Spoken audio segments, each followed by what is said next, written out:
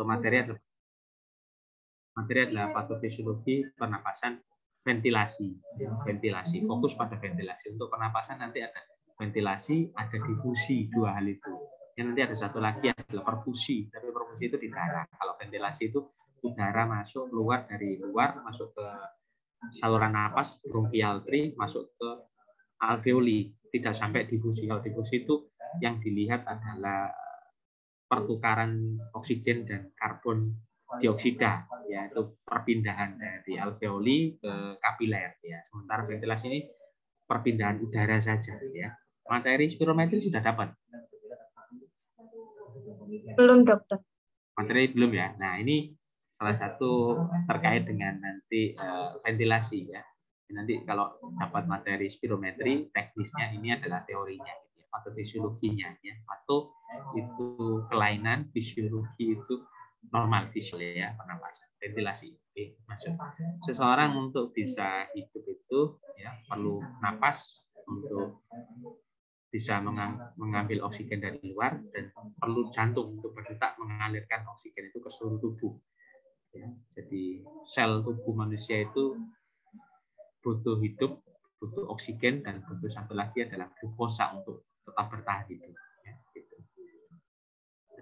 Ini riat patogenesis sebuah penyakit ini ada 3, yaitu agent, host, environment, lingkungannya. Hostnya ini dipengaruhi oleh gizi, imunitas, jenis kelamin, etnis, usia, genetika.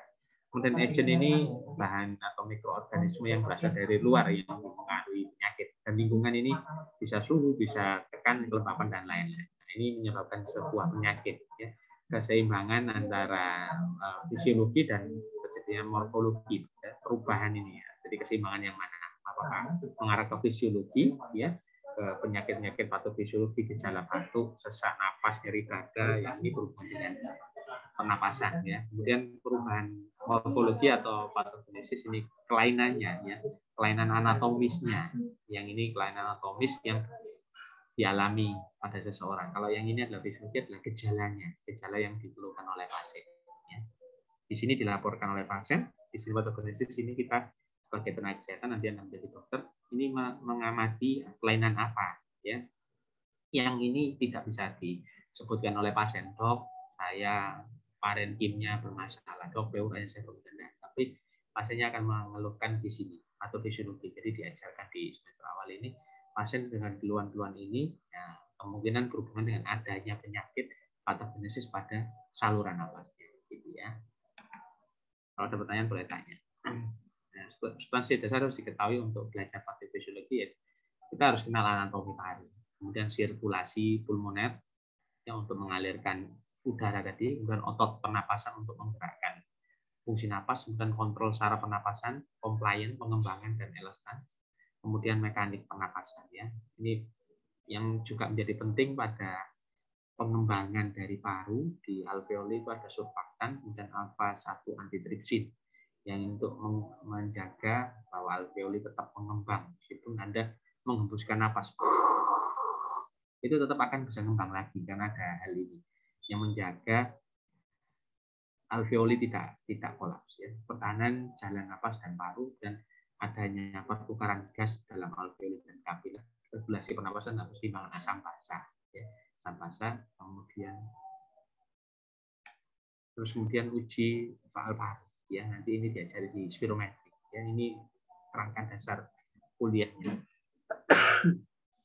Nanti mungkin ada yang saya singkat, anatomi jalan napas atau saluran napas. Ini dari saluran napas atas, saluran napas kedua, saluran napas atas dan napas bawah.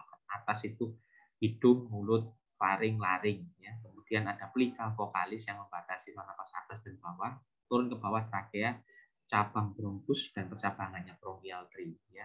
Kemudian nyambung ke parenkima. Nah, sistem pembagiannya ini ada saya sebut tadi upper dan lower. Upper ini dari hidung, dari yang di atas ini ya, atas sampai batas dengan plika vokalis. Yang bawah lari cabang-cabang bronkus sampai ke paru. Ya, ini diingat. Upper tract ini dokter THT, lower tract ini dokter paru. Ya. Nanti lower tract dibagi lagi, ya, bagi dua lagi, yang large airway dan small airway. Kemudian untuk saluran napas atas ini kita lihat ya, ini ada hidung, kemudian di sini ada congca nasalis, ya, sekat-sekatnya, kemudian juga ini ada penghubung dengan sinus ya, yang ada di kanan kiri di pipi, dan ada beberapa lokasi ini ada sinus frontalis. Ya, di sini ada pemisah palatum, ya, palatum ada yang soft dan hard, ya, palatum burung. Dan di sini ada uvula di belakang ini. Kemudian di sini ada lidah. Di sini Anda bisa lihat epiglotis, ini adalah yang membuka dan menutup. Di belakang ini ada esofagus, di sini ada trakea. Trakea ini selalu terbuka, ada cincin. Sementara esofagus akan selalu tertutup kecuali ada makanan atau air yang masuk. Nah, kalau ada Anda makan atau minum, ini epiglotis akan menutup saluran napas dan makanan akan bisa masuk ke esofagus. Apabila terjadi kesalahan atau gangguan koordinasi dari epiglotis, harusnya menutup, ternyata belum menutup, maka ada makanan atau air atau apa yang masuk ke saluran napas, masuk ke trakea yang menyebabkan terjadinya keluhan. Dan patogenesis tadi bisa terjadi ya karena ada benda asing, agent tadi, ini hostnya kan agentnya dari environment, ya, ini terhirup masuk ke dalam saluran napas yang menyebabkan ini terjadinya problem permasalahan di saluran napas.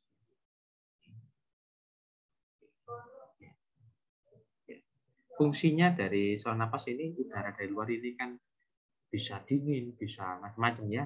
Yang ini di dalam tubuh perlu adanya proteksi, ada ini ya, ada bulu hidung, kemudian perlu dihangatkan, dilembabkan ya, difiltrasi biar kotoran tidak masuk. Jadi yang masuk ke saluran napas, masuk ke paru ini adalah udara yang bersih seperti itu. Nah, ini struktur dari saluran napas yang bawah ya, ini ada trakea dan bronkus ya, bentuknya ini seperti tapal kuda bentuk C ya, bentuk C yang terbalik ya, menghadap ke belakang. Yang di belakangnya ini adalah bagian yang terbuka ya, ini bisa berpotensi terjadinya obstruksi, ada sumbatan. Ini kalau dilihat dari teropong dengan bronkoskopi, jadi ada alat kamera yang dimasukkan ke saluran napas, kita bisa melihat bentuk seperti tapal kuda seperti ini, yang belakang adalah ada terbuka. Sementara ini tulang rawan yang membentuk cincin seperti ini yang akan mempertahankan trakea tetap terbuka. Bronkus dan percabangannya, bronkus utama kanan ini kalau kita lihat ya, lebih pendek dan lebih besar diameternya ya, lebih vertikal, lebih turun dibandingkan yang sebelah kiri ya. Yang sebelah kiri akan lebih horizontal, sehingga kalau ada seseorang yang tertelan, tersedak atau apa, maka sedaan atau benda asing tadi akan lebih banyak dominan masuk ke bagian yang kanan karena posisi anatomi seperti ini ya. Dan ini yang kiri lebih pendek, lebih ke bawah, sementara ini lebih mendatar dan lebih panjang. Ya, jadi peluang untuk masuk yang ke kanan lebih besar dibandingkan yang kiri. Tetap masih ada peluang untuk masuk ke kiri. Paru manusia pada orang dewasa, baik untuk yang laki-laki dengan tinggi pada 170 dengan berat badan 70 kg ini setara mengandung 300 juta alveoli. Banyak ya, 300 juta alveoli. Sebanyak hampir penduduk Indonesia, dengan luas permukaan paru 10 sampai 100 mm persegi. Ya, kalau alveolinya itu dibuka, dijejer gitu ya, ini luasnya dengan diameter alveoli 0,3 mm. Kecil banget, kecil sekali ya, kecil sangat kecil, hanya dilihat dengan mikroskop. Apabila volume paru ini adalah 4 liter ya, jadi udara yang kita hirup itu bisa masuk ke paru banyaknya itu sampai 4 liter, maka total luas permukaan alveoli adalah 85 meter persegi. Luasnya seperti itu untuk bisa dilakukan difusi. Apabila paru merupakan satu bola ya, parunya maka luas permukaannya adalah hanya 0,01 mm persegi.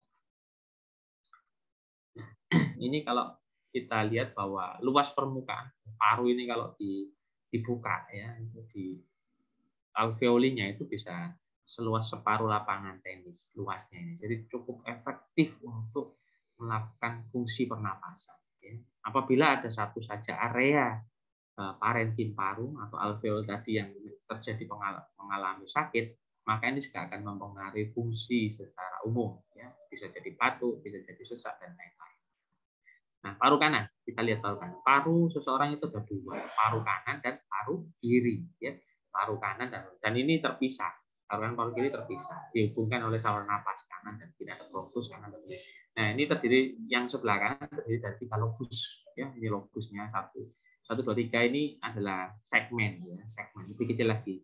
Lobus superior 1, 2, 3 ini lobus superior terdiri dari 3 segmen. Ya, terus kemudian lobus medius ini terdiri dari 2 segmen, yaitu segmen yang 5 dan 6 ini, ya, lateral dan medial, sisi lateral dan medial. Terus kemudian lobus inferior ada 5. Jadi totalnya ada 10 segmen. 1 paru kanan, paru ada 2 kanan dan kiri. Paru kanan terdiri dari 3 lobus, ya, dan terdiri dari 10 segmen. Ya. Sementara paru yang sebelah kiri karena ada jantung di sini, ya, jantung yang lebih dominan ke arah kiri, maka di sini paru hanya terdiri dari 2 lobus. Ya. Dengan lobus superior di sini terdiri dari 3 segmen. Ya. Yang di sini, yang lobus mediusnya rudimenter menjadi lingula bergabung menjadi lobus superior, terdiri dari 2 segmen. Ya.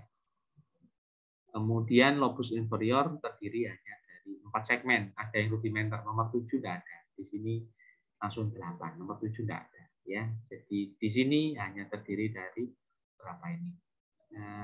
9, ya, terdiri dari 9 segmen saja. Ya, jadi ini 10, yang kanan 10, yang sebelah kiri ada 9 segmen. Ini perlu diingat. Cabang bronkus, ya, ini adalah conducting zone. Conducting zone itu adalah area untuk pertukaran ini udara, perpindahan udara, keluar masuknya udara, ya, yaitu dari trakea terus kemudian sampai ke bronchiolus terminalis. Ingat terminal, ya, itu batas terminal, ya, terminal, ya. Terminal bis, ya, ini batasnya terminal trakea sampai bronchiolus terminalis yang ini memiliki silia, ya, untuk menggerakkan itu. Jadi bukan hanya sekedar pipa, tetapi di dalamnya adalah mucosa yang kemudian ada silia yang debris yang berguna untuk mengusir dari kotoran tersebut, ya. Dan ini ada kartilago itu tulang rawan, ya, yang merupakan sistem tertutup, ya, dan memiliki smooth muscle control, ya. Nah, ada conducting zone, ada respiratory zone. Conducting zone tadi hanya pertukaran udara saja, udara keluar masuk, ya, tidak memperhatikan karbon atau oksigen, hanya keluar masuk saja. Ya, sementara respiratory zone akan memantau tentang respirator bronchiolus dari bronchiolus respiratori sampai alveoli. Jadi di bawahnya dari bronchiolus terminalis, ya. Ini area untuk terjadinya gas exchange, pertukaran gas, yaitu faal difusinya. Ya.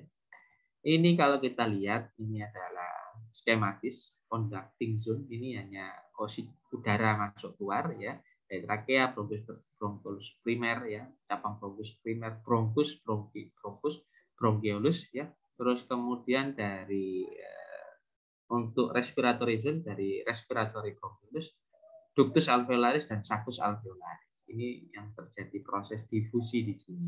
Dan percabangan pohon bronkus itu terdiri dari 23 generasi. Ya. Artinya generasi pertama itu cabang keluar 1, kemudian yang kedua ini cabang yang kedua, yang ketiga cabang ketiga, sampai nanti banyaknya sebanyak 23 cabang, ya, dari cabang seperti itu. Dan cabang yang untuk conducting sampai 16, 17 sampai 23 ini adalah area untuk respiratori, untuk pertukaran oksigen. Ya. Di sini kita melihat trakea, bronchus, bronchiolus ini adalah area diperbesar, alveolinya diperbesar. Yang di sini ada conus alveolaris yang ini adalah penghubung antara satu alveoli dengan alveoli yang lain. Bentuknya seperti anggur seperti ini, ada rajutan hijau-hijau, ini adalah kapiler yang dia itu melingkupi dari alveoli seperti itu.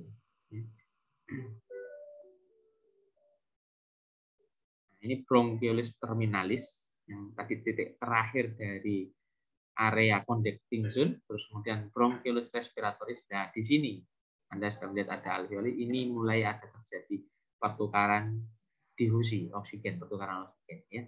Ini sudah respiratory zone, ya. Kemudian ini alveoli dan conus poricons ya. Alveoli ini kita lihat, ini adalah alveoli ya, terus kemudian ini adalah konusnya, dan ini saling berhimpitan ya, ada epitelnya. Kemudian tengah-tengahnya ini ada yang merah, ini adalah apa? Ini adalah kapiler, anggota kapiler. Ini adalah sel alveoli tipe 2 yang menghasilkan surfaktan ya, untuk melakukan alveoli tetap terbuka. Nah, kalau dilihat dari gambar skema gambar mikroskopik, di sini kita bisa melihat ini adalah saluran napas ya, terus kemudian ini alveoli, dan ada lihat lubang ini adalah penghubung ya, antara alveoli dengan alveoli. Oke. Ini kalau kita lihat lebih detail bahwa di saluran napas itu ada mukosilarian ekstraktor yang geraknya seperti sapu, yang dia bergerak untuk mengusir ya benda asing untuk keluar ya, tetap keluar, dan ini kadang merangsang adanya batuk.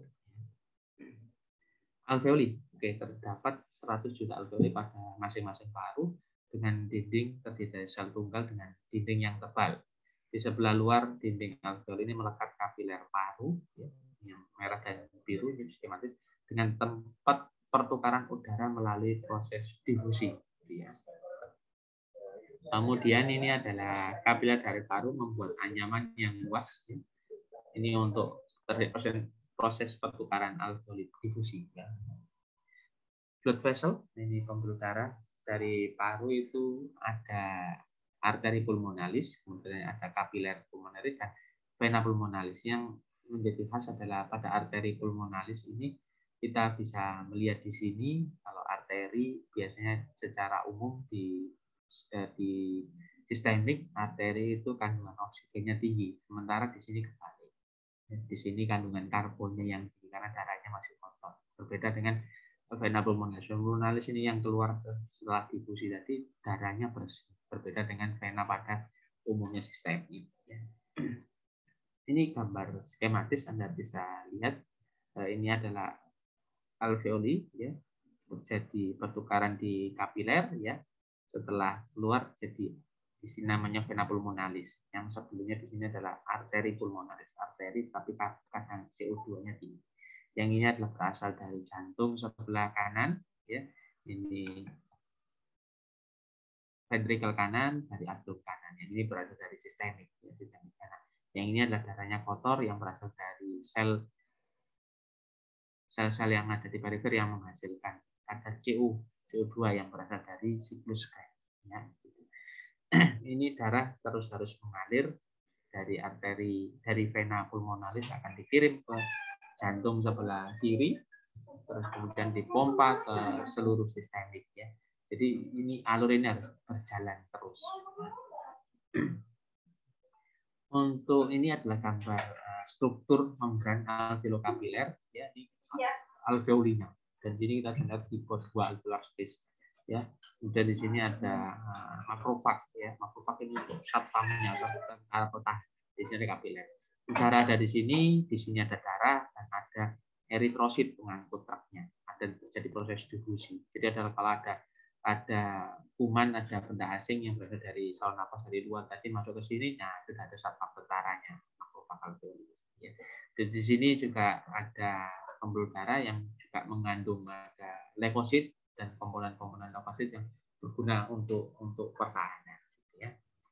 Tebalnya sangat tipis, ya, 0,4 sampai 1,6 mikron, tipis sekali. Surfaktan, suatu faktor yang mempengaruhi alveola agar tidak kolaps. Ya. Jadi dia memiliki ketegangan permukaan. Ya, dia bentuknya lapisan tipis yang membasahi permukaan dalam alveoli.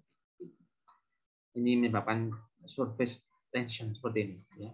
Ini tipe 2 alveolar sel tipe 2 ini menghasilkan surfaktan. Yang ini seperti cairan kayak cairan lilin gitu yang melapisi sisi dalam alveoli agar tidak kolaps. Ya. Ini kapiler tadi ada eritrosit pengangkut untuk oksigen. Ya, mekanisme bernapas, ya. Ada mechanic of breathing, ya, respirasi, ya, proses untuk memasukkan oksigen ke dalam tubuh dan mengeluarkan karbon dioksida yang sudah diproses tadinya di dalam sel. Ya. Ini prosesnya pada proses difusi.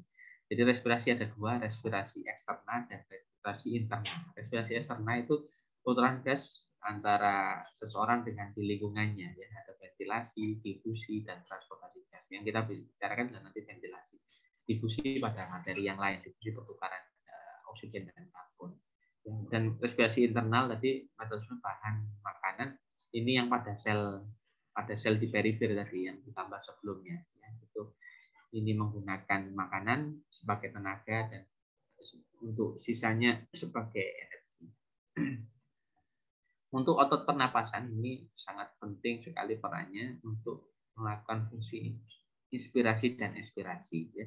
Ada inspirasi utama yaitu diafragma, interkostal eksterna. Untuk inspirasi bantu atau aksesoris ada sternocleidomastoideo dan scalenus. Sementara otot ekspiratori utama adalah rectus abdominis, oblique abdominis, intercostalis interna. Ini yang ada di perut yang kita sering kenal sebagai six pack, ya, otot six pack. Ya, ini untuk otot ekspirasi. Jadi kalau berkontraksi maka akan menyebabkan terjadinya penekanan organ di abdomen dan menyebabkan paru akan mengembis, ya, mendorong diafragma untuk menekan paru.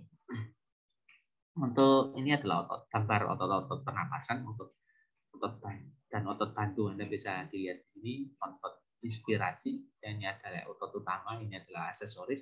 Sementara di sini adalah otot untuk ekspirasi, ya, Anda bisa lihat. Nah, ini ada kontribusi diafragma dalam pernapasan. Diafragma ini adalah termasuk otot, ya, termasuk otot yang dia itu memisahkan antara cavum thoracis dan cavum abdominis, ya. Dan ini 60% volume ini adalah berhubungan dengan untuk pernapasan, ya, untuk mengatur alur dari pernapasan, ya. Diafragma ini luasnya kurang lebih 270 cm luasnya, ya.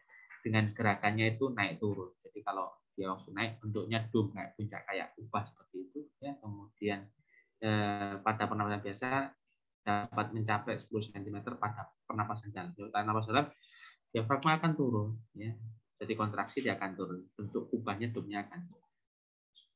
Mekanisme dari pernapasan ini, ya, ini dari gas dengan menggunakan hukum Boyle. Kita bisa mengamati untuk inspirasi volume paru akan mengembang, ya. Itu akan menyebabkan area parenkim paru menjadi luas, udara akan bisa tertarik masuk ke dalam parenkim paru, masuk ke dalam alveoli, ya.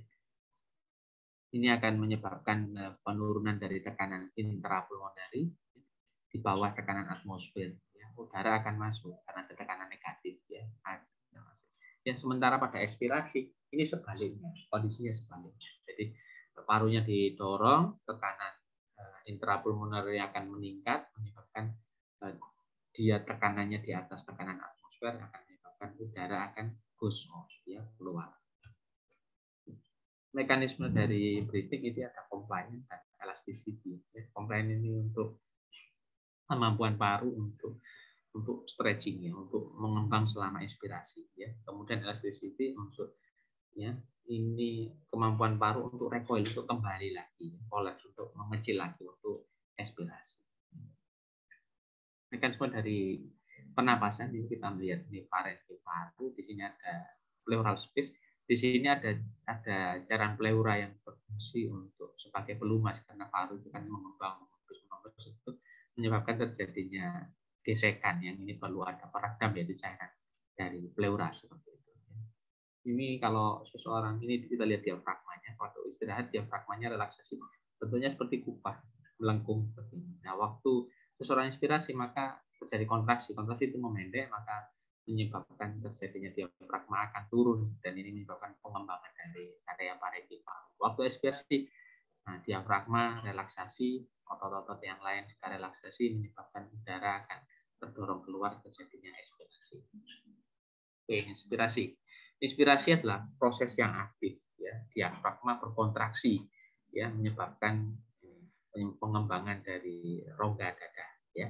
Kemudian interkostal kontraksi menyebabkan pengembangan dari ini sela iga, ya, menyebabkan peningkatan volume dari dada ke arah lateral ya. Yang kalau yang diafragmakan ke bawah, yang di sini untuk interkostal akan mengembangkan parunya akan menjadi kalau itu Anda bernapas inspirasi dan hanya kelihatan lebih besar ini karena perannya dari interkostal otot-otot interkostal ya, menyebabkan volumenya bertambah ya, tekanannya di dalam paru akan turun, udara akan masuk.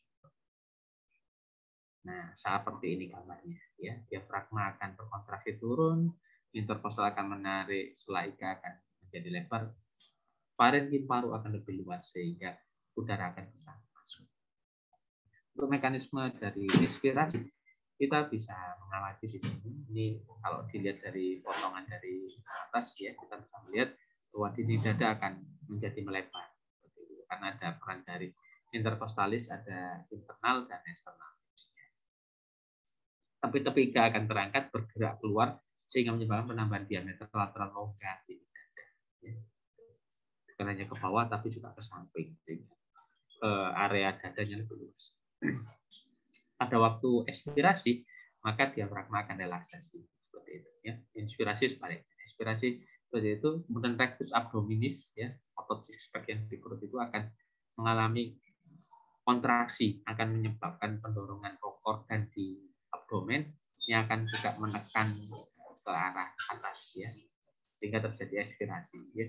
Ekspirasi itu pasif, sementara inspirasi itu aktif. Jadi kalau bernapas, tarik napas itu ya aktif. Kalau ekspirasi sudah pasif, ada relaksasi. Ya. Untuk mekanisme inspirasi, rongga intratorak akan bertambah, tekanan menjadi negatif, bronkioli akan mengalami dilatasi, udara masuk ke dalam saluran napas atau alveoli. Kita lihat ekspirasi. Ekspirasi ini adalah proses yang pasif, ya, dipengaruhi oleh recoil dari elastisitas paru. Ya. Recoil tadi kembali. Ya. Kalau parunya elastik, maka parunya akan mudah untuk kembali dan mengalami ekspirasi. Ya. Volume parunya akan turun, tekanan di dalam alveoli juga akan meningkat, ya, menyebabkan udara akan terdorong keluar dari paru. Ya. Ternyata di dalam paru itu Anda melakukan ekspirasi, ya, ekspirasi biasa atau paksa, ya, dengan Anda melakukan yang pasif ini Anda lakukan aktif dengan paksa, itu masih ada sisa residual volume yang ini tersisa di dalam paru, ya, yang menyebabkan alveoli tidak kolaps. Masih ingat tadi surfaktan, ya, alveoli tidak kolaps. Itu ada sisa udara yang ada di dalam alveoli. Itu disebut sebagai residual volume, volume sisa di dalam paru. Meskipun kita sudah paksa keluarkan, tapi tetap nggak bisa keluar, itu ada namanya residual volume. Ya. Kemudian ada mekanisme ekspirasi, ini kita bisa lihat diafragma dan otot interkostalis relaksasi, rongga torak menjadi kecil, tekanan torak meningkat, udara secara pasif. Ini inspirasi, ini ekspirasi. Ya, Anda bisa lihat ya, kalau ini parunya expand, mengembang, ya udara masuk. Kemudian kalau parunya mengecil, kontraksi, maka udara akan keluar. Ini singkat. Nah, volume paru yang Anda tidak tadi amati, udara yang masuk dan keluar. Ya. Statik diukur dalam keadaan statik. Ya. Sukarelawan, ya, pasien atau orang coba disuruh bernapas sesuai dengan kehendak, mengukur tanpa kekuatan maksimal. Napas biasa statik. Ya. Kemudian dinamik, pengukuran dengan kekuatan maksimal. Tarik napas, hembuskan yang kuat. Nah, itu dinamik ya. Beda di statik dan dinamik. Dinamik ini dengan memperhatikan kekuatan, jadi ada faktor waktu yang diperhatikan. Sebentar statik tidak memperhatikan waktu. Nah, volume paru ini nanti dasar untuk spirometri, ada pengukuran namanya tidal volume. Nanti waktu materi spirometri akan diulang. Ya. Jumlah udara yang bisa masuk dan keluar setiap kali bernapas biasa. Inspirasi itu tidal volume. Anda duduk tenang melihat kuliah ini, ya, kemudian Anda tarik napas, inspirasi, ekspirasi. Kalau frekuensi napas itu dihitung berapa kalinya. Sementara untuk volume paru yang dihitung adalah berapa mililiter atau berapa liter udara yang keluar dan masuk dari paru Anda dalam sekali fase pernapasan. Ya, berbeda dengan frekuensi napas. Kemudian ada volume cadangan inspirasi, jumlah udara yang dapat diinspirasi secara paksa. Ya, sesudah inhalasi volume tidal. Jadi setelah Anda tarik napas biasa, ya, kemudian diminta tarik napas lagi yang dengan kuat dan dalam. Ya. Itu bukan IR. Ya. Nah, kalau ekspirasi ini juga udara dapat ekspirasi secara paksa sesudah inhalasi, volume tidak. Sesudah ini harusnya sesudah eksalasi. Ya. Setelah eksalasi, kemudian nah itu ini adalah ERV ya, volume tidal. Setelah keluar dari volume tidal, nah ini ada ekspirasi. Ya, kemudian residual volume ini adalah sisa setelah menghembuskan paksa, masih ada sisa di dalam paru. Ya, sudah kuat paksa tetap tidak bisa mengeluarkan yang ada di dalam alveoli karena ada surfaktan. Ya, kemudian ada vital capacity. Di sini Anda bisa melihat ini ada namanya volume, ya volume, ya semuanya volume. Tapi di sini ada namanya kapasitas. Kapasitas adalah penjumlahan dari minimal 2 volume. Ya. Satuannya sama saja. Vital capacity untuk nanti satuannya sama dengan mililiter. Volume udara maksimal yang dapat diekspirasi sesudah inspirasi maksimal. Gitu ya. Kemudian ini inspirasi volume udara maksimal dapat diekspirasi sesudah ekspirasi normal. Ya. Kemudian FRC adalah functional reserve capacity. Ini adalah volume cadangan ekspirasi ditambah dengan volume residual. Ya, jadi nanti akan lebih jelas pada materi sebelumnya. Total kapasitas adalah seluruh volume yang terdiri dari kapasitas vital ditambah dengan volume residual. Nah, ini gambarnya. Saya izin sebentar ya, kamar mandi.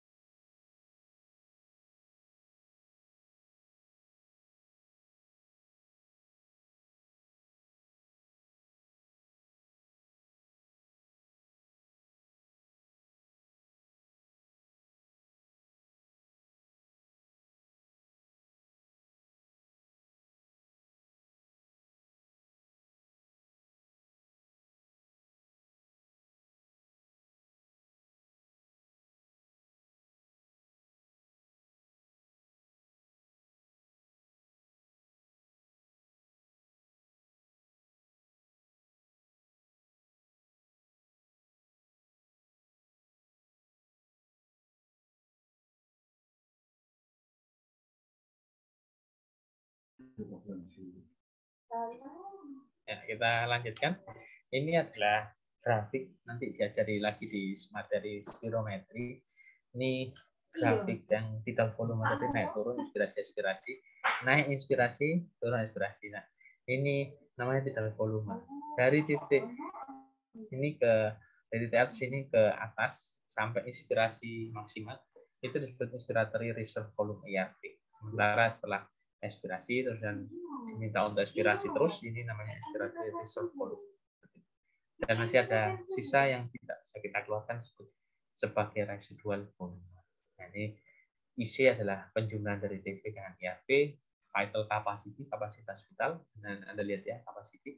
Ini adalah penjumlahan dari 3 komponen, ERV, TV, dengan ERV.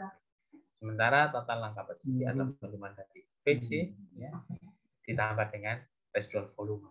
Sementara FRC adalah penjumlahan dari ERV ditambah RV. Ya. Ini Anda bisa lihat komponen-komponen. Nah, ini adalah untuk spirometri. Ini spirometri yang kali pertama diciptakan. Di sini kita bisa lihat seorang bernapas ya, menggunakan mortis yang ini akan terukur mengurap gitu. Ini hidungnya ditutup, kemudian disambungkan dengan selang ini, kemudian di sini adalah katup, ada yang naik turun, dan ini bisa diukur untuk berapa volume yang bisa naik keluar. Nah, ini akan tergambar seperti grafik yang sebelum tadi naik turun. Nah, ini akan bisa diukur berapa sih mililiter udara yang masuk dan keluar dari pernapasan seseorang. Nah, Pengukuran parameter valve paru, yaitu ventilasi. Ya, parameter ventilasi ini disebut sebagai uji valve paru. Alatnya disebut sebagai spirometri. Nanti kita lihat ada 2 spirometer dan peak flow. Ya. Ini fungsinya adalah mengetahui ada tidaknya kelainan valve paru. Contohnya adalah dari adanya penyebab besar kelainan di saluran nafas, adanya obstruksi ataukah ada restriksi. Obstruksi itu bisa sumbatan, terbuntu saluran nafasnya, atau adanya restriksi gangguan pengembangan. Ya. Ini misalnya kelainan di parenkim paru atau di pleura. Jadi kalau obstruksi ini kelainan di saluran nafas, kalau di restriksi ini kelainan di parenkim paru atau di pleura. Ya, nanti juga kita bisa melihat derajatnya bagaimana, berat, ringan, sedang, atau restriksinya bagaimana. Ya, atau campuran. Ada obstruksi dan restriksi bersama. Kita lihat yang sederhana dulu.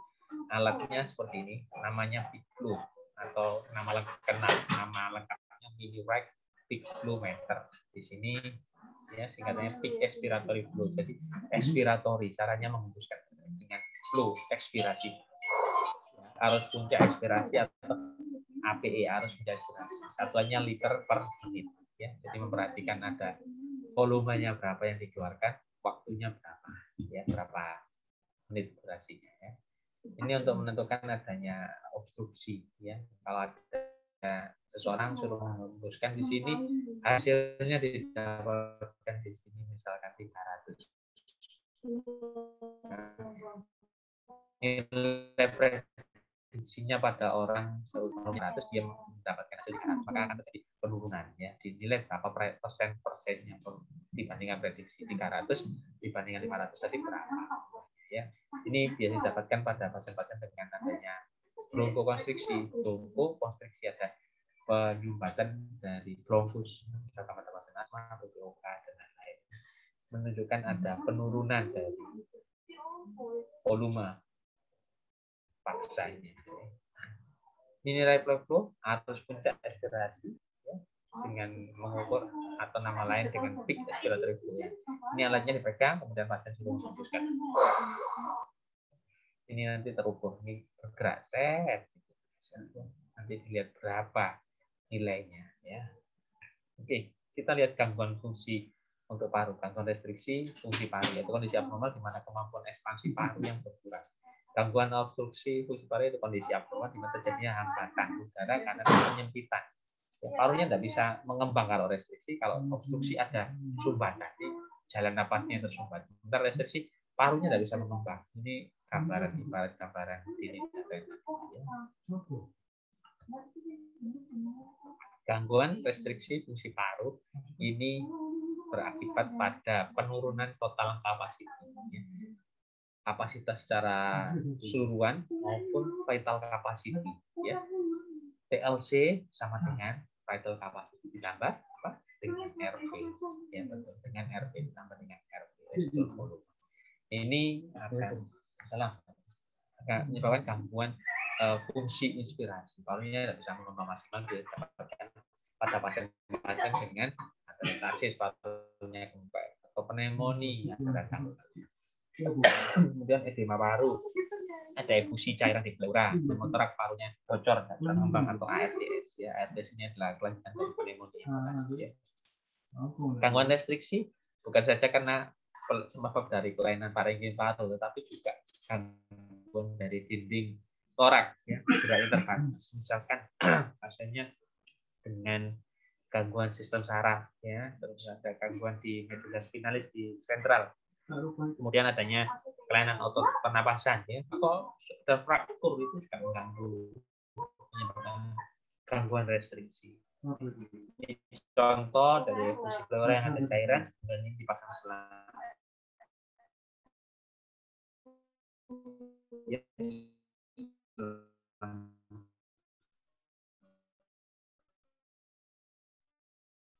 Untuk mengelola cairan tersebut. Hari ini kita fokus pada versi yang nanti dilanjutkan dengan kuliah tentang spirometri, yaitu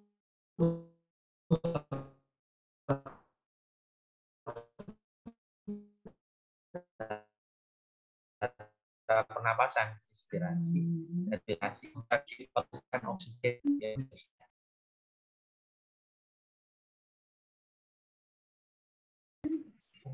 Ya. Maaf, terputus.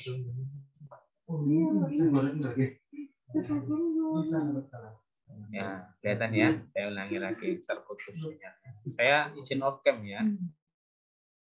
Saya izin off cam. Daripada terputus lagi. Iya. Lanjut. Nah, di sini gambar skema ventilasi seperti itu.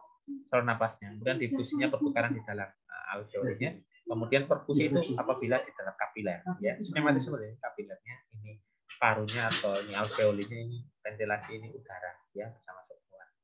Sederhananya seperti ini, ventilasi, difusi, perfusi. Tak boleh kebalik, ventilasi udaranya, difusi itu pertukarannya, perfusinya alirannya. Ya. Gampang kan ya, ventilasi. Kemudian soal paru untuk respirasi ini kita bisa lihat. Ya. Ini ventilasi yang di sini. Alveoli ini pertukarannya, ya pertukaran di sini, difusi, dialirkan perfusi. Nah, ini kurang ke sini panahnya. Ya. Ventilasi. Oke. Pergerakan udara dari lingkungan luar ke alveoli. Komponen ini mengatur ada otot otaknya, otak seseorang untuk mengatur pernapasan di brainstem, di headbrain.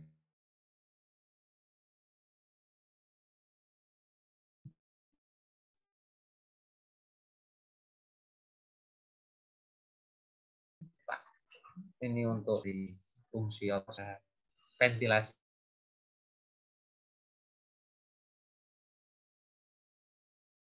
Ini ventilasi terutama di kandungan otak kecil. Di sini ada brainstem, batang otak. Ya, ini adalah pusat sentral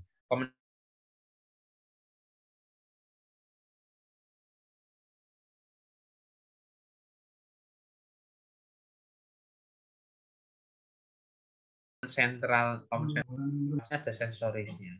Sensorisnya ini di sini ada carotis communis, di sini ada di pembuluh darah.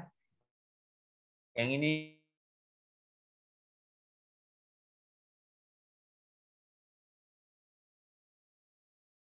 berfungsi untuk kemoreseptor dan baroreseptor. Kemoreseptor itu untuk mengukur kadar dan melaporkan ke command center. Command center lapor ini tekanannya terlalu tinggi ataukah oksigennya kurang, atau terlalu tinggi. Dia kan nervus yang di bawah nervus vagus pecah.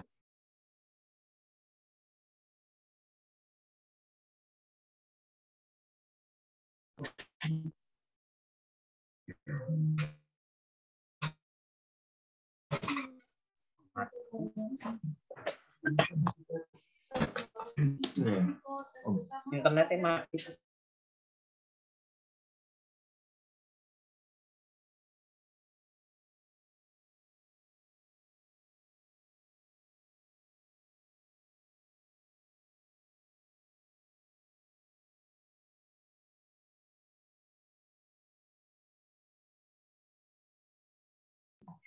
Maaf, terputus lagi internetnya ya. Saya lanjutkan.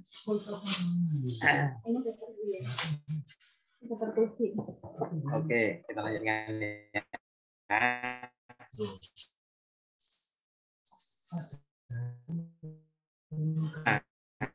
ini seperti tadi. Jadi ini command center akan menginstruksikan nervus vagus cabang. Nah, kalau pernapasan bergerak, udara bisa masuk, oksigen bisa masuk, karbon bisa keluar. Nah, ini akan terdeteksi di sini. Jadi muter aja feedbacknya seperti itu. Ya. Setelah tercukupi kemoreseptor baroreseptor menilai cukup, dia akan lapor lagi ke command center di brainstem atau di batang otak untuk lapor, ya, kembali ke pernapasan tadi. Jadi muter seperti itu feedbacknya. Apabila ada gangguan di sentral, maka akan ada problem. Ya, ada gangguan di perifer, di ototnya ada problem. Ada gangguan di sini di sensorisnya akan jadi problem. Jadi semua sistem ini harus terkontrol dengan baik. Ya, pusat kendali pernapasan itu terkoneksi dengan baik. Apabila ada struk perdarahan pada brainstem, itu kan menjadi problem dengan pernapasan. Ya. Atau ada kecelakaan, fraktur di sini akan menyebabkan gangguan. Ada perintah untuk bernapas, tapi di sini ada patah, nyeri, orangnya malas atau tidak mau bernapas dengan baik, ya, itu juga akan menyebabkan gangguan sistem. Kontrol ventilasi, ya. kimiawi dengan primernya dengan pengaruh dari pH cairan di struktur spinal dengan kadar PCO2 ya, seorang bernapas memantau dengan PCO2. Kalau PCO2-nya tinggi maka akan sentra akan merintahkan untuk bernapas. Ya, sekundernya adalah PO2. Kendala lain PO2 disebut dengan hypoxic drive. Ya, ini yang ada pada kemoreseptor maupun baroreseptor tadi. Yang ini lebih kepada kemoreseptor kimiawi. Kontrol seorang untuk melakukan pernapasan ventilasi di satu kimiawi kemoreseptor. Kemudian untuk mekanik ini yang baroreseptor dengan stretching reseptor di dalam paru disebut Herring-Boer reseptor. Ingat-ingat ya, kasih merah ini Herring-Boer reseptor ini juga dikasih merah ya. Yang mencegah paru mengembang berlebihan. Jadi akan berlebihan kalau kita mengembang sudah cukup ya, itu akan ada baroreseptor ya. Yang stretching reseptor ini yang menginstruksikan untuk cukup, nggak usah mengembangkan lagi, sudah cukup bentuknya. Kontrol pernapasan secara kimia ada dua, kemoreseptor di sentral dan di perifer. Di sentral ini dipengaruhi oleh PCO2, sementara yang di perifer dipengaruhi PO2 ya, di sini oleh gas hidrogen, di sini oleh pH, dan di sini ada peran PCO2 ini sama, tapi yang di sini utama adalah di sentral PCO2, di sini yang di perifer ada dua. Ya, di sini drive-nya ada dua, yang hiperkapnik drive dan hypoxic drive, hypoxia drive.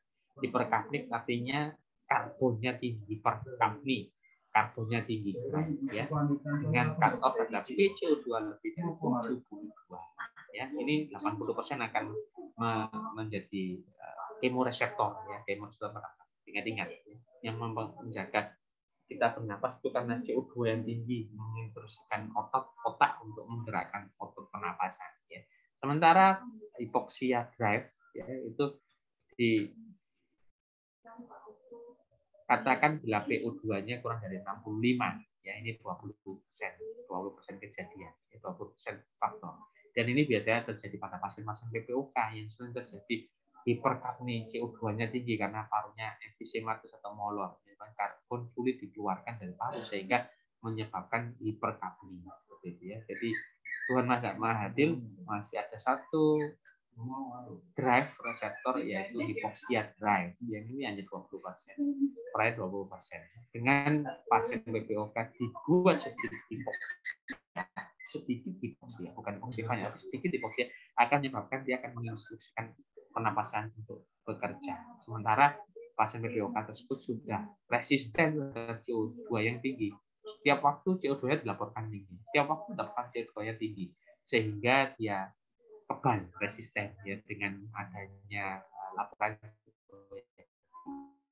ya. Nah, ini ada faktor modifying respiratory yang ini mengaruhi dari brainstem tadi ya, otak kecil. Ini brainstem atau batang otak tadi ya. Ini banyak faktornya ya. Bisa dilihat sini yang hijau maupun yang merah. Yang hijau ini yang merangsang, yang merah yang menghambat ya. Ini misalkan emosi, bicaranya lebih cepat ya. Kemudian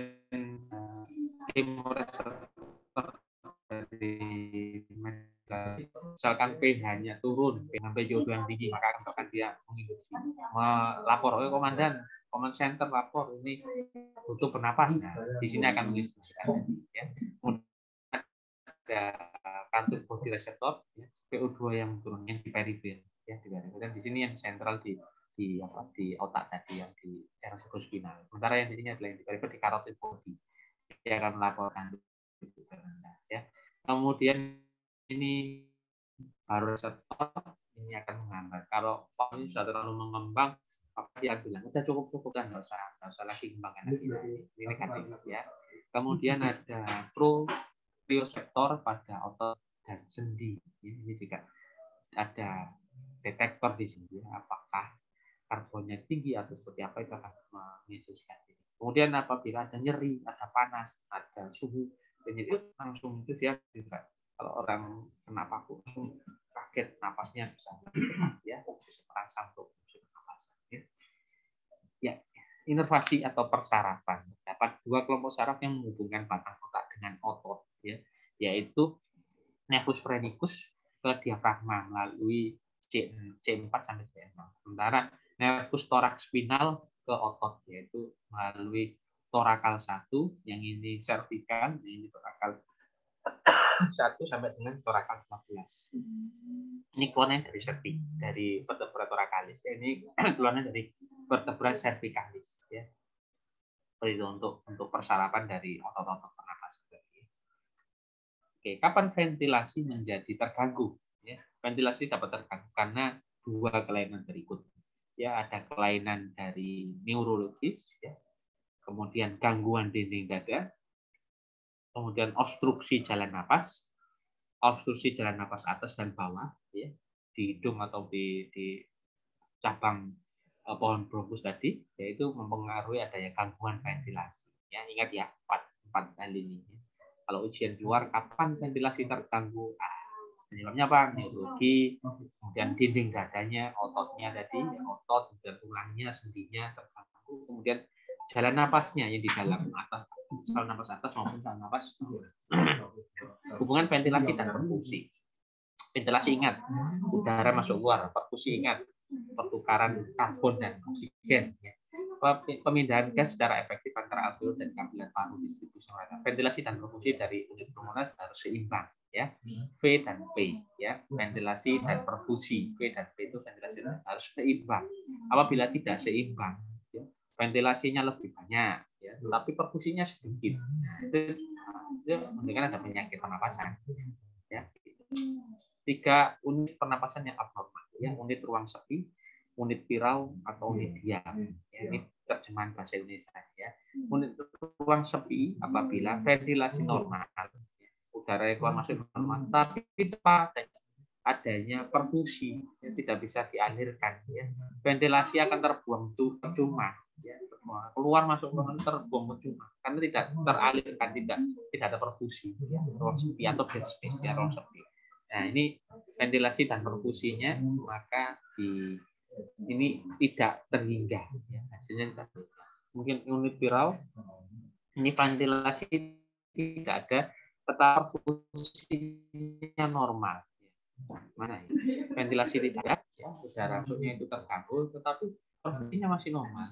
Ada obstruksi, ada sumbat. Ya, perfusinya, maka perfusinya terbuang sia-sia. Ya, perfusinya terbuang sia-sia. Dikeluarkan saja, tapi tidak ada yang bisa masuk lagi. Ya. Persimbangan P dan P sama dengan ini yang tidak normal. Ya. Kemudian unit diam, ventilasi dan perfusi tidak ada. Yang meninggal pastinya. Jadi 3 proses ini, ya, ventilasinya terganggu, perfusinya terganggu, atau dua-duanya terganggu. Ya. Ini diingat-ingat namanya, ya. Ini akan menyebabkan adanya pernapasan yang abnormal. Ini ingat lagi, ini adalah saluran napas, ini adalah alveoli. Ventilasi ini difusi, ya, dan perfusi kapiler, ya. Nah, ini sun unit, ya, shunting unit. Perfusion without ventilation. Yang di sana tadi Anda sebut seperti ini. Perfusi without ventilasi. Ini ada perfusi tapi tidak ada ventilasi. Ada unit viral, shunting. Ini namanya shunting, shunting atau viral, ya. Seperti ini. Gambarnya seperti ini, gambar sebenarnya. Tidak ada ventilasi, di sini tidak ada ventilasi, ada sumbatan, tulisannya sumbatan. Kemudian di sini, ya, ini aliran darahnya ngalir, tapi tidak ada difusinya, tidak ada difusi. Perfusinya jalan terus, ya, tapi tidak ada difusi karena udara tidak bisa masuk seperti ini. Kalaupun ada yang bisa difusi, difusinya sebagian kecil saja, yang ada di sini. Ya. Nah, ventilasi perfusi, ya, hubungan dari ventilasi perfusi. Kalau kita lihat di sini ada proses shunting, sumbatan. Saluran napas ada terbuntu. Semakin terbuntu, artinya bisa perfusi. Nah, ini no ventilasi karena terbuntu, tapi normal, perfusinya normal, ada aliran, ada darah, tetapi difusinya juga akan terganggu seperti ini. Ya. Darahnya akan jadi darah kotor, tidak terjadi difusi. Sementara di sini yang ini normal, terjadi difusi, pertukaran yang kadar karbon dan CO2-nya terjadi pertukaran. Di sini darahnya akan bersih, akan bercampur. Ya. Sementara di sini hipoventilasi dengan normal perfusi ini sedikit. Ya, ada masih campuran darah kotornya tidak disaring, tidak dibersihkan pada proses difusi. Ini shunting ya. Shunting ada gangguan di sini. Ya. Bisa juga pada saluran napas maupun di alveolinya. Jadi ini bisa jadi pada penyakit pneumonia yang ada dahak ya, kayak pasien COVID ini ada pneumonia COVID ini, dahaknya ini akan menyumbat proses difusi sehingga akan ada shunting ya. Maka perfusinya akan tetap darahnya darah kotor, tidak bersih seperti pada skema satunya seperti itu ya. Gampang ya shunting. Oke. Masuk dead space unit ya, ventilasi tanpa adanya perfusi. Ini kapilernya tersumbat. Ventilasi Pak, tidak ada masalah, tetapi kapilernya tersumbat. Misalkan pada emboli paru, tidak ada aliran, tersumbat. Ya. Ada clots, blood clots-nya di sini ya.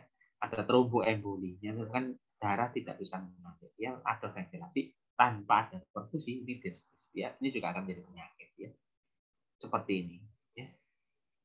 Nah, ini yang merah ini pembuluh darah. Ada clotnya, ada embolinya, ada embolusnya. Sehingga menyebabkan tidak ada kapiler darah yang bisa terjadi difusi. Maka perfusinya juga berhenti seperti ini. Kalau ini hipoperfusi ya sedikit. Masih ada, mengecil ada ya, atau sebagian ada sumbatan. Nah, pada pasien batuk, pada akhirnya saluran napas adalah bersih dan steril. Batuk merupakan salah mekanisme sarana untuk menjaga agar saluran napas tetap bersih. Batuk. Jadi batuk itu mekanisme pertahanan. Tuhan menciptakan kita tanamnya dari ada benda asing yang masuk ke paru kita. Nah, batuk. Berarti saya ada batuk. Nah, itu ada sesuatu entah ria, entah apa yang itu sifatnya harus dibersihkan, tidak masuk lebih dalam ke paru. Kalau bukan ke paru ya bisa tadi terjadinya shunting karena ada sumbatan. Itu akan menjadi proses yang lebih berat. Jadi dibatukkan biar keluar ke atas, kalau sampai atas dibuang di ludah. Gitu ya. Nah, ini fase inspirasi, kemudian fase batuk ya, siklus dari batuk. Fase inspirasi, nafas, kemudian ada fase untuk ya, menahan, kemudian ya, dengan tekanan, kemudian dikeluarkan. Ya, seperti itu. Dengan proses seperti ini akan membuat tekanan yang lebih besar, kecepatan yang tinggi. Ya. Oh, maaf, tertutup.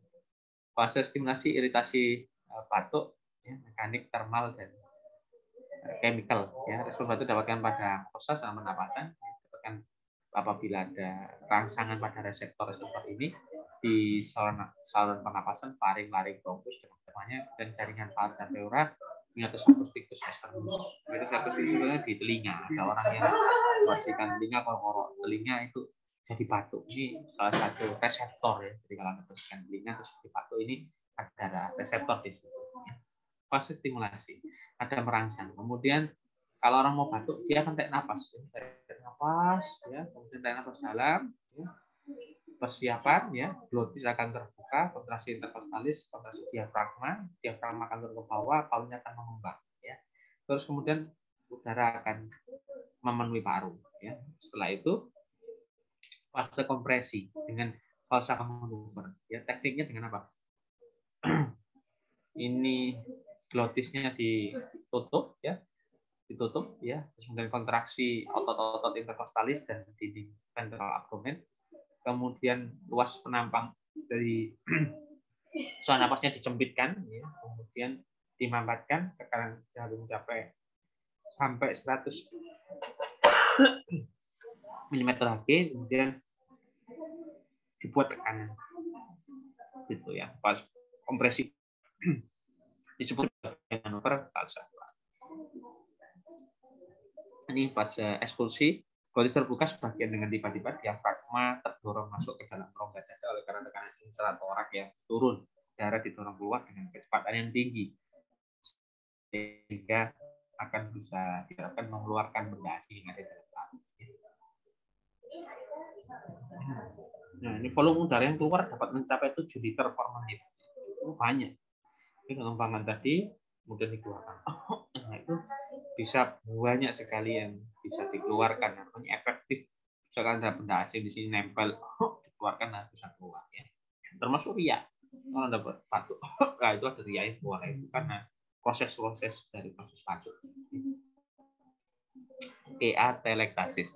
Asal katanya ateles yang tidak sempurna dan ektasis tidak mengembang. Itu disebut juga dengan serangkan atau airless state of the alveoli. Parunya kempet, parunya kolaps. Ya. Dua hal yang menyebabkan atelektasis yaitu bisa terjadinya kari kompres ya tekanan dari luar, kalau disebut kompresi, compression atau lektasis, atau ini satu lagi adalah absorpsi udara dari alveoli, absorption atau lektasis.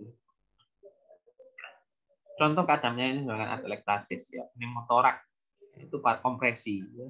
Ada udara di luar di dinding dada, kemudian ada cairan atau ada tumor itu menekan parunya, menekan kompresi, ya. Atau ada obstruksi, absorption atelektasis, ada obstruksi, ada sumbatan karena misalkan ada edema mukosa karena misalkan terinhalasi oleh asap bahan bakar atau kebakaran hutan, bukan edema mukosa, itu sumbatan. Kempet tertutup akhirnya atelektasis, parunya kolaps, parunya kempet. Kemudian bernapas dengan udara saluran menyebabkan kolaps alveoli lebih cepat. Mengapa? Bernapas kita menghirup udara itu udara dengan udara bebasnya 21%, tidak perlu sampai 100%. Karena kalau dengan menggunakan udara 100%, alveoli itu sering merupakan komplikasi dari pasca operasi, adanya sekret yang tersisa, ya, ada nyeri, pengaruh obat misalkan rangsangan batuk hilang, ya, sehingga sekret itu terkumpul di bawah, menyebabkan terjadinya obstruksi dan sinetraktasis. Ya. Refleks batuk tidak efektif, tidak volume terganggu sehingga ekspansi alveoli juga tidak adekuat. Ya. Mudah terjadi pada lobus medius paru kanan, masih ingat ya, jadi karena posisi anatomis ya lebih pendek, lebih vertikal ke bawah, lebih lebar. Ya. Nah, pada normal kecenderungan kolaps oleh karena kekuatan elastik paru. Ya. Paru itu meregang oleh karena tekanan negatif intrapleural dan daya ekspansi di dada. Adanya pori cons, masih ingat ya, alveoli ada porinya yang menghubungkan alveoli satu dengan alveoli lain. Itu memungkinkan ventilasi kolateral ya antara alveoli, mengurangkan risiko terjadinya kolaps alveoli atau atelektasis. Ya. Ini ada perannya. Ya. Kalau satu alveoli ada kolaps, nah, geser tuh melalui pori tersebut yang terhubung dengan alveoli-alveoli yang lain. Jadi di ujung dari alveoli, ya, ductus alveolaris yang terjadi sumbatan masih ada connecting di sebelahnya yang menyebabkan meminimalkan terjadinya atelektasis. Jadi Tuhan menciptakan adanya porikon ini sangat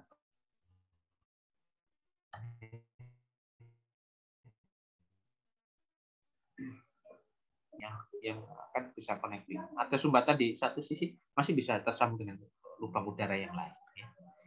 Nah, seperti ini. Porikon seperti ini menghubungkannya. Disebut ventilasi kolateral, ya. Bukan collateral damage, tapi ventilasi kolateral. Ya. Oke, ini ada sumbatan sini, maka akan bisa tetap teraliri parunya tidak kolaps. Ya. Sumbatan buku di sini, alveoli tidak kolaps. Kalau kita bayangkan dada, kalau tidak menciptakan ada pore of cons, maka alveolnya akan kolaps. Tapi ini Tuhan canggih, ya, canggih sekali untuk membuat manusia itu maha sempurna. Nah, seperti ini akan tidak kolaps. Ya.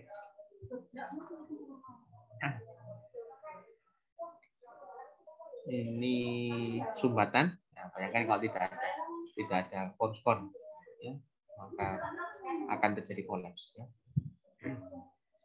Ini kompresi, ini resorpsi atau sumbatan. Ini kolaps, parunya kolaps. Ya. Ini ada kontraksi, tarian, ya, ada penarian itu juga bisa menyebabkan adanya kolaps. Akibat alveoli yang kolaps, darah yang mengalir tidak mengalami oksigenasi. Ya, perfusi without ventilasi shunt. Ya. Shunting ada perfusi, ya, tapi ventilasi udara tidak bisa masuk. Like to left shunt, ya, direct left. Rasio ventilasi perfusi akan terganggu dengan hipoksia. Ya. Adilahnya atelektasis berdampak pada hipoksia karena udara tidak bisa masuk, tertutup, sementara perfusinya masih jalan. Ya. Darahnya masih bisa mengalir, tapi udara tidak bisa masuk ke situ. Nah, ini contohnya begini. Ya. Parunya terdorong, ya, pneumotorak efusif pleura kanan, ya, terdorong, terus kemudian akan menyebabkan parunya tidak bisa mengembang, terjadi shunting tadi. Masih ada perfusinya, tapi ventilasi tidak bisa masuk karena ada atelektasis. Perlu tata laksana untuk mengeluarkan cairan ini, efusif pleura ini, dengan caranya pemasangan selang chest tube, ya. Udah cairannya biar bisa keluar, parunya bisa mengembang, ya. Akhirnya ventilasi juga bisa tertangani, ventilasi perfusi jadi seimbang, ya. Keseimbangan cairan pleura ada dua hipotesis, yaitu yang maaf ya kuning tidak kelihatan, ini lama tulisannya. Cairan pleura diproduksi oleh pleura parietalis dan diasosiasi oleh pleura melalui pergantian diafragma cairan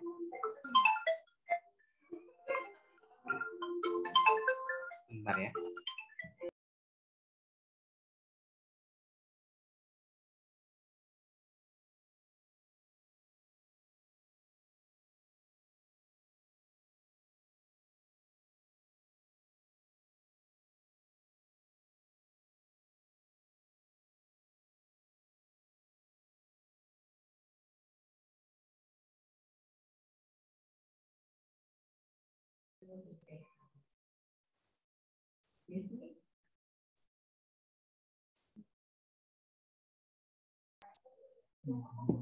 Ya, maaf sekali kan.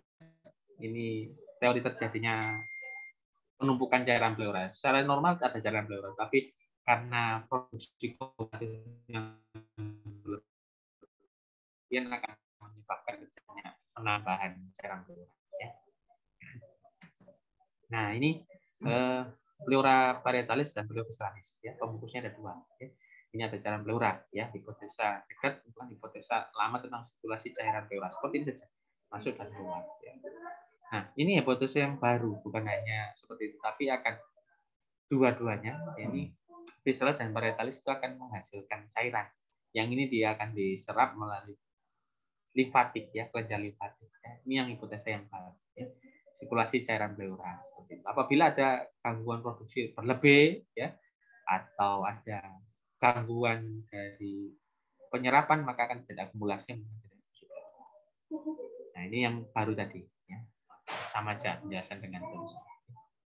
Terjadinya multi cairan pleura bisa terjadi karena tekanan osmotik koloid yang menurun, misalkan hipoalbumin, sehingga tidak ada cairan, tidak ada protein yang mengikat cairan, sehingga terjadi penumpukan, penambahan, bisa karena permeabilitas kapiler, ya, keradangan, kemudian tekanan hidrostatik meningkat karena gangguan jantung, gangguan ginjal, kemudian tekanan negatif intrapleura, jadinya atelektasis, kembali ke atelektasis. Atelektasis bisa menyebabkan terjadinya efusi pleura. Karena tekanan negatif intrapleura akan menyerap cairan ke dalam intrapleura. Ya. Patofilosofis menurut McLean disebutkan bahwa ada robekan dinding alveoli, menyebabkan udara terbebas dari alveoli, udara mengoyak jaringan fibrotik perivaskuler, robekan yang mengarah ke ilus, robekan mengarah ke pleura bisa menyebabkan terjadi pneumotorak atau pneumomediastinum. Pneumomediastinum ini ada udara di rongga mediastinum. Mediastinum ini adalah rongga antara paru kanan dan paru kiri. Sementara pneumotorak ini adalah rongga, ada udara dalam rongga kabung pleura. Nah, ini foto rongsen pada pasien TB paru dengan komplikasi ada pneumotorak yang sebelah kiri, sebelah kiri pneumotorak ya, sebelah kiri. Nah, ini contoh lagi foto rongsen dengan adanya pneumotorak. Kemarin sudah belajar tentang foto rongsen ya. Di sini ada kolaps line. Ya. Ini ada kolaps line. Di sini ada area avaskuler. Ini juga sama. Area avaskuler ini menyebabkan parunya kolaps, terdorong, tidak ada ventilasi, shunting. Lagi-lagi shunting. Parunya kolaps, terdorong. Penyakit lain yang menyebabkan restriksi, ya. Jadi gambar yang tadi juga restriksi. Penebalan pleura, swasta, mesotelioma, keganasan dari pleura, fibrosis paru yang luas. Kemudian ada pasca reseksi paru atau habis operasi, ya, pembuangan dari satu segmen paru atau satu lobus paru. Kemudian ada tumor paru, ya, ganggu pengembangan. Ya. Gangguan obstruksi fungsi paru, obstruksi saluran nafas, yaitu ini menyebabkan resistensi arus udara, ya, terutama saat aspirasi, bukan expirasi juga membantu. Faktor yang mempengaruhi aliran udara dalam menjalankan nafas itu banyak.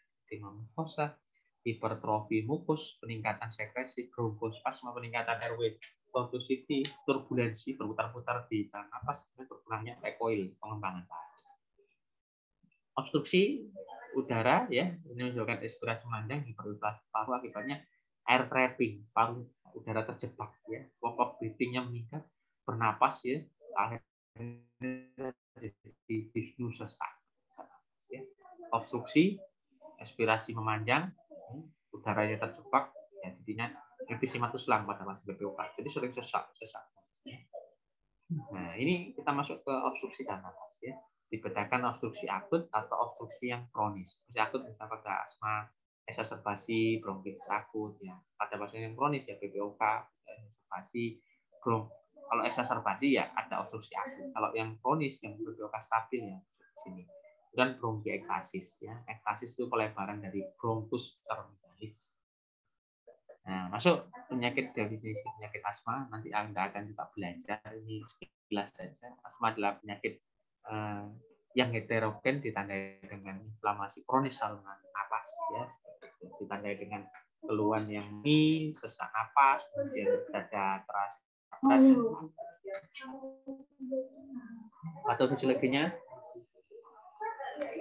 Patofisiologinya adalah inflamasi airway dengan bronkospasma, ada hemofilik airway infraktif. Menyebabkan pengurangan dari paru-paru. Nanti Anda akan belajar komponen FEV1, FEV1 per FV, CPF-nya diapakan. Asma patofisiologinya Anda baca lagi nanti ya. Adanya disfungsi dari otot smooth muscle, kemudian airway inflamasi, ini menyebabkan bronkokonstriksi, hiperreaktiviti, hipertrofi, hiperplasi, sel-sel airway muscle-nya jadi besar-besar dan banyak, hiperplasi, hipertrofi, inflamasi, mediator rilis, ya, dengan terjadinya berbagai mekanisme inflamasi, jadinya gejala inflamasi. Nanti Anda bisa baca. Ini adanya inflamasi, dengan bronkokonstriksi ya karena ada zat-zat enzim yang pakai mempengaruhi remodeling secara persakan hiperresponsif, sensitif juga akan menyebabkan mukos ekspresi yang patut dan besar. Ya ini patofisisnya sel-selnya banyak yang berperan. Anda next to aja dilihat ini akan menyebabkan alergi, ini menyebabkan inflamasi, proses-prosesnya akan menyebabkan adanya gangguan dari sel epitel dan otot smooth muscle. Penyebab dari obstruksi ini banyak. Bronkokonstriksi, edema mukosa bronkus, sumbatan mukus, airway wall remodeling. Ini menyebabkan obstruksi jalan napas pada asma. Ini saluran napas pada orang yang normal. Ini kalau pada asma. Ini mukosanya pompa. Kemudian akhirnya lumen saluran napasnya kita bisa lihat ini besar, jadinya kecil, sumbatan ada tahap yang jauh, yang kuning, jadi akan jadinya keluhan respirasi. Nah ini agak kecil sebenarnya. Diagnosis dari asma dari gejalanya ini kita curigai apabila gejalanya lebih dari satu ya, menguning, sesak, batuk, ada terasa berat, biasa dikeluhkan pada malam menjelang pagi ya, itu bervariasi intensitasnya gejalanya. Ada pemicunya ya, kalau ada infeksi virus, ada latihan dan alergen cuaca dan pelajaran ini menyebabkan terjadinya infeksi. Ini menyebabkan terjadinya obstruksi. Nah, ini decrease probability nanti Anda bisa baca ya. Ini kalau hanya batuk saja, kemudian batuknya banyak bertahap dan POK. Sesakan disertai dengan pusing, kepala ringan, terus berdenging, jadi dada saja ya itu sakit. Kemudian ada stridor, ya, stridor itu sumbatan dada atas. Ya. Nah, pemeriksaan fisiknya secara umum secara normal, ya, hanya dapatkan wheezing pada konsultasi bila terjadi eksagerasi. Namun kita perlu amati apabila pada pasien-pasien dengan eksagerasi yang berat, maka kita tidak bisa dengarkan ada wheezing karena ada silent chest. Ya. Namun kita harus ketahui bahwa wheezing itu tidak mesti kita nyatakan pasien asma itu mesti wheezing. Ya, bisa jadi penyebabnya dari infeksi saluran napas, PPOK, COPD, disfungsi dari airway, upper airway, kemudian obstruksi endobronkial dan inhalasi berat. Ya, ini silent chest yang saya sebut. Ya, diagnosa pada pasien asma ini ada gangguan airflow limitasi yang kita nanti bisa ukur spirometrinya ya. Didapatkan dengan paru-parunya FEV1 per FVC rasionya normal ya. Pada orang itu normal. Itu nomor 1. Ya, yang penting adalah variabilitas, confirm variability of lung function pada setiap orang. Pada kondisi tertentu ya sudah pasti paru-parunya turun, pada kondisi sudah stabil normal dia kembali stabilitas ya. Didapatkan biasanya positif nanti Anda akan belajar materi. Nah ini gambar dari grafik pada spirometri. Ini sebelum dikasih obat bronchodilator ya, kemudian ini setelah dikasih obat bronchodilator dan pada kondisi normal Ini orang normal, ini pada asma. Asma terjadi penurunan, di parunya turun. Dan dikasih obat bronchodilator, kasih salbutamol gitu, saluran napasnya akan terbuka, menyebabkan paru-parunya akan membaik. Ya. Ini grafiknya sama, dengan grafik yang berbeda, hasilnya seperti ini. Ya. Ini alur kalau untuk menegakkan diagnosis dari asma. Ada keluhan yang seperti tadi, ada riwayatnya, kemudian paru-parunya seperti apa. Kalau paru-parunya mendukung ada variabilitas, maka kita berterapi sebagai asma. Kalau kita dapatkan ada keraguan yang lain, coba diagnosis alternatif. Pasien kalau datang ke UGD dengan kondisi yang sesak ekspirasi, adanya wheezing, ya kita coba dengan pemberian empiris terapi dengan SABA, dengan kortikosteroid, ya, diinhalasi dengan salbutamol dengan steroid. Ya. Keluhan dan gejala pada pasien asma ini kita lihat di sini ada bronkoskopik obstruksi, ya, sehingga menyebabkan terjadinya sumbatan air trapping dan terjadinya wheezing. Ya. Pada awal dengan wheezing yang ekspirator, ya, ekspirasi obstruksi, kita akan lanjut dua-duanya, inspirasi dan inspirasi. Pada air trapping ini kita bisa melihat pada inspirasi ini udara yang masuk, pada ekspirasi lama-lama tersumbat. Ada penekanan dan sebenarnya terjadi suara wheezing dua-duanya, ya, air trapping. Pada asma kita bisa menentukan pasien ini terkontrol, tidak terkontrol, atau terkontrol sebagian dengan menanyakan 4 hal. Pada 1 bulan terakhir, apakah keluar siang hari? Yang keluar siang hari itu 2 kali per minggu. Ataukah malam hari? Ataukah membutuhkan reliever? Ataukah pasien ini memiliki keterbatasan aktivitas karena asmanya? Kalau no semua, well control. Kalau ada 1 atau 2 yes, nah, partial control. Kalau uncontrol, wah, 3 atau 4 ini yes. 4 pertanyaan. Ini tanyakan 1 bulan terakhir, 1 bulan sebelum saat ini. Ya, coba. Nah, ini diklasifikasikan. Masuk ke PPOK, ini ke PPOK penyakit paru obstruktif kronik, ya, obstructive pulmonary disease, chronic obstructive pulmonary disease. Penyakit yang dapat cegah, dapat diobati. Ini definisinya, ya, ditandai dengan keluhan respirasi yang menetap dan sumbatan saluran napasnya disebabkan oleh pajanan gas berbahaya atau gas pokok. Ya. Faktor risikonya ini bermacam-macam. Ini bisa juga disebabkan oleh selain asap rokok, misalkan orang yang masak dengan kayu bakar,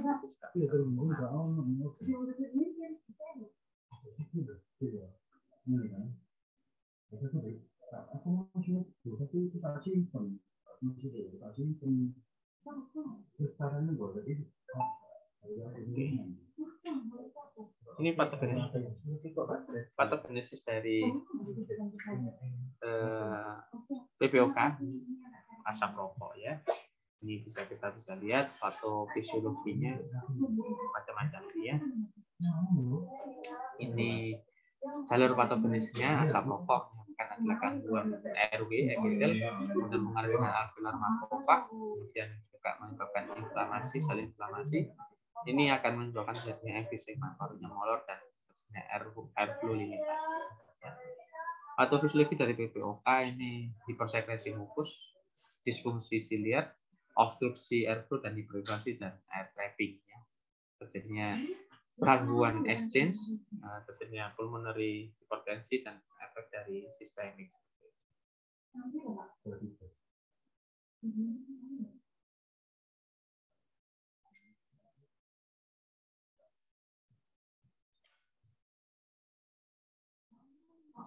Kayaknya kenal ya ini ya. Halo. Assalamualaikum, Dr. Aryan. Waalaikumsalam, Katu, nggih. Mohon izin rename nama sama off-cam. Ya, silakan dok. Terima kasih, mudah-mudahan lancar. Iya.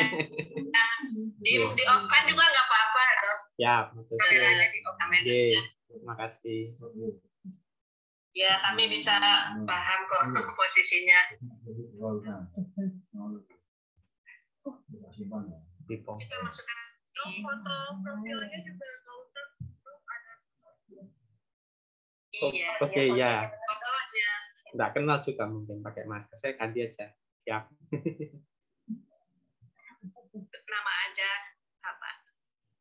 hitam gitu intinya. Siap. Nah, saya ganti. Terima kasih. Ini saya di rumah. Nama di track aja kali dok. Siap, saya revisi fotonya ke.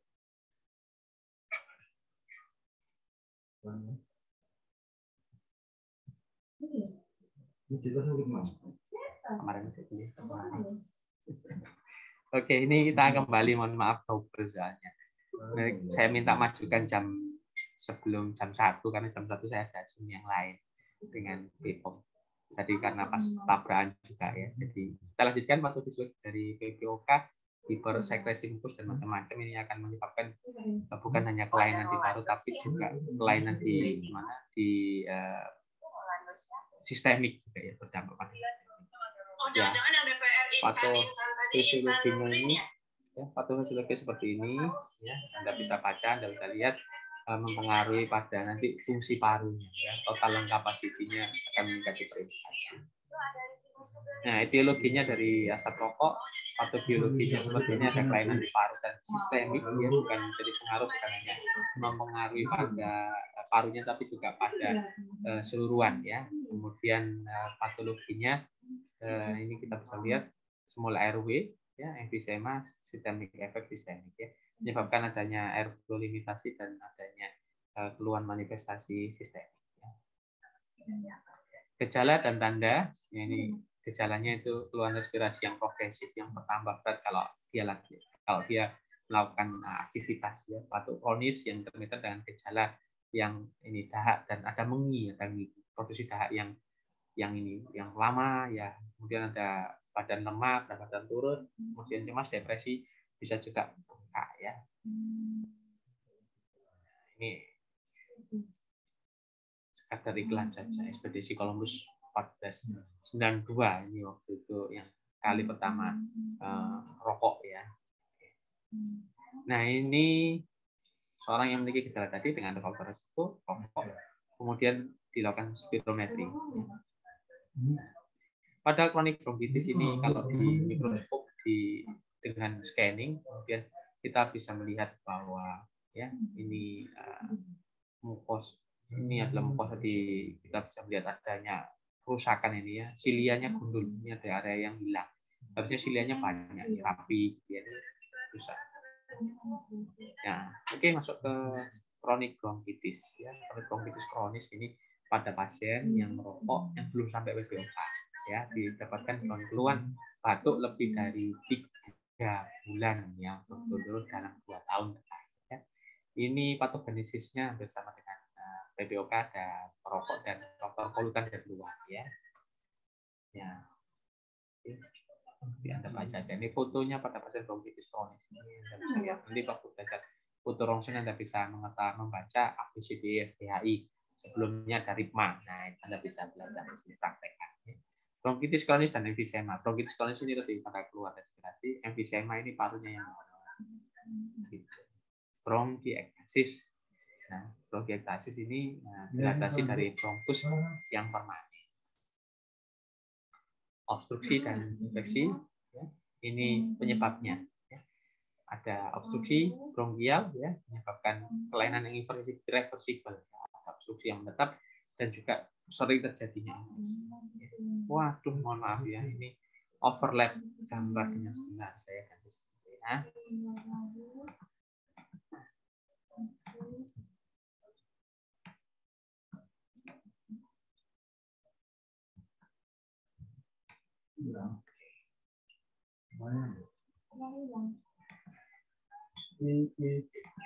Ya, ini klinikalnya seperti ini. Ini kalau parunya dipotong, alveolnya tidak lihat rusak, sebesar rusak bolong-bolongnya. Ini akan menyebabkan batuk yang kronis dan dahak yang berulang ya. Kadang disertai dengan batuk darah. Ada juga clumping finger pada jarinya. Pada kondisi yang berat ada obstruksi pulmonary fungsi ya.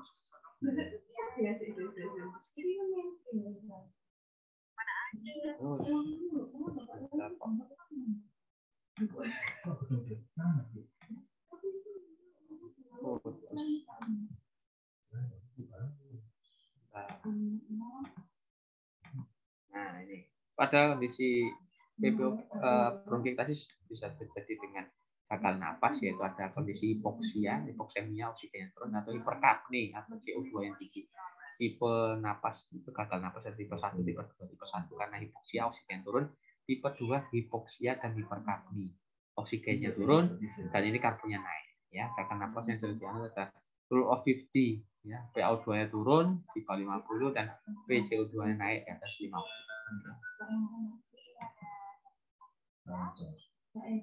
Dan ini gangguan ventilasi obstruksi, gangguan restriksi pengembangan, masih ingat ya, jumlahnya hipoksemia, hiperkapni. Pada gangguan difusi terjadi hipoksemia, normokapni, dan hipokapni. Oke, terima kasih untuk materi ventilasi sudah selesai.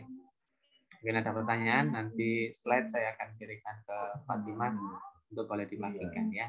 Saya siapkan dulu. Ya. Ada pertanyaan? Kalau mungkin sudah cukup, sudah ada pertanyaan juga bisa selesai ya. Mohon maaf banyak distraktor hari ini. Oke. Ada lagi? Cukup? Cukup Fatimah? Belum ada, dokter. Oke, ya. Pokoknya tergantung Anda, angkatan Anda, tergantung Anda. Katanya kalau sudah cukup, menurut Anda cukup ya sudah bisa selesai ya. Oke, terima kasih ya. Semoga bermanfaat, nanti belajar lagi. Ya, materinya cukup banyak ya. Assalamualaikum warahmatullahi wabarakatuh. Saya izin. Assalamualaikum. Waalaikumsalam warahmatullahi wabarakatuh.